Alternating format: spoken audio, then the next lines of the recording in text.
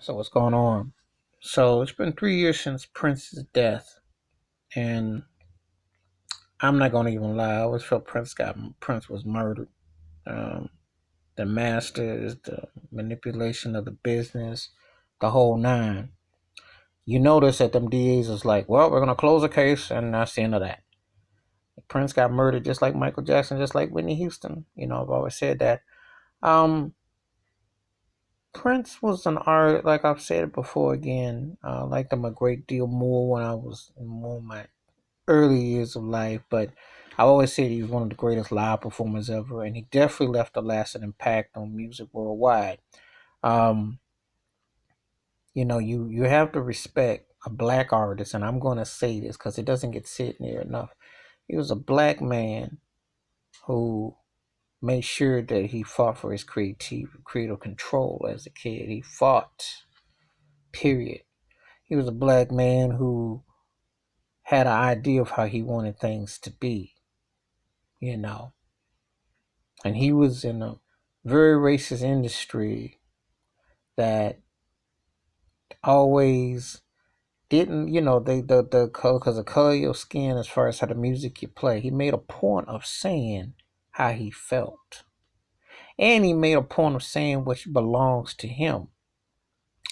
Now, Prince was a contrarian about everything, and it's great that his stuff is up and uploaded, because I always felt that the talent should always be showcased. That's what it was about. Let's be realistic. I understand why he fought what he felt, because Warner Brothers definitely stood for Warner Brother. Best believe that. And those powers that be, they don't want black people owning their stuff. So I applauded when Prince spoke out about it, just like Michael Jackson, just like Little Richard, James Brown.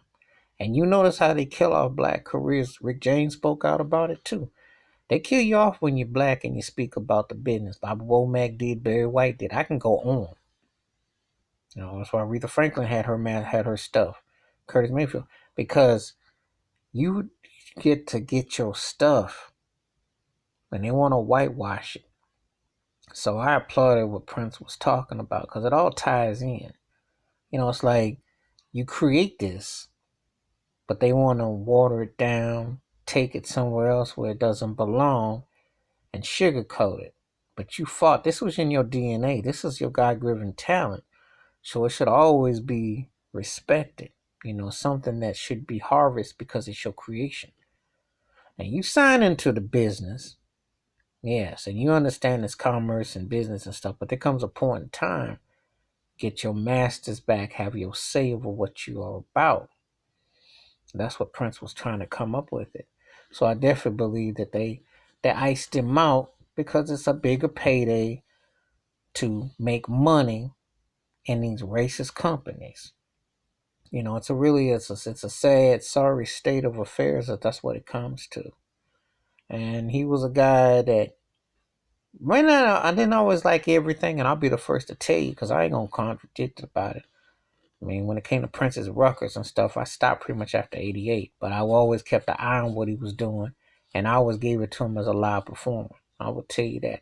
Wasn't feeling a lot of them records post then, but he put out a song or two I dug. But what I dug is that he fought against the system. As a matter of fact, when you think about it, he fought from day one.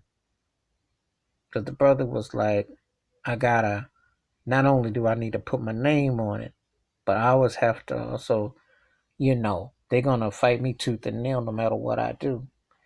And that's how it is for black artists in the business.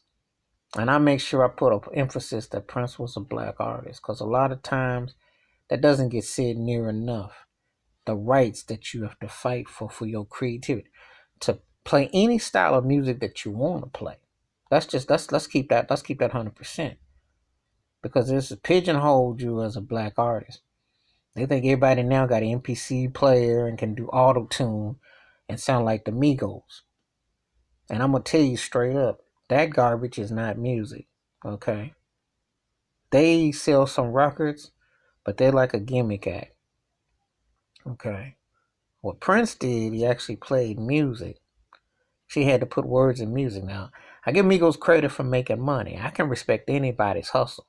But a lot of these jive turkeys now just be pushing buttons, like, like a K-tail machine, some old, fuzz box and a Casio beat, and that's what happens.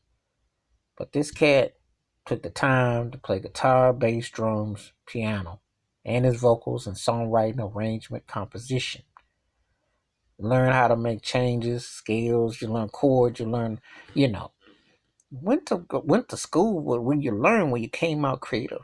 There's a big difference, and it's embarrassing when you look at how someone works at their craft as opposed to what that's murder in itself, because I show you how jive the business is, and it sells you on this falsities of a get quick rich scheme. Well, a lot of these cats ain't even got ice in their own fridge to sell it, so they have to kill off the kind of talent, because black talent like that, they don't want it to surface and harvest. There's a lot of great talent, but the racist industry, they don't want that to be circulating. They're like, we got one through, that's more than enough. That's how it is. But anyway, I'm remembering Prince 3 years later after they murdered him, and his music, his impact, his legacy won't be forgotten. He was an important artist, and I always applaud any black artist that speaks up, stands up for their rights in that racist industry, do things your way, and keep that groove going, because they will try to water you down and sugarcoat you. All right, so that's my take on remembering Prince 3 years later. Feel free to leave them comments. Hit the subscribe when the bell rings. That's a new video. I'm out. Peace.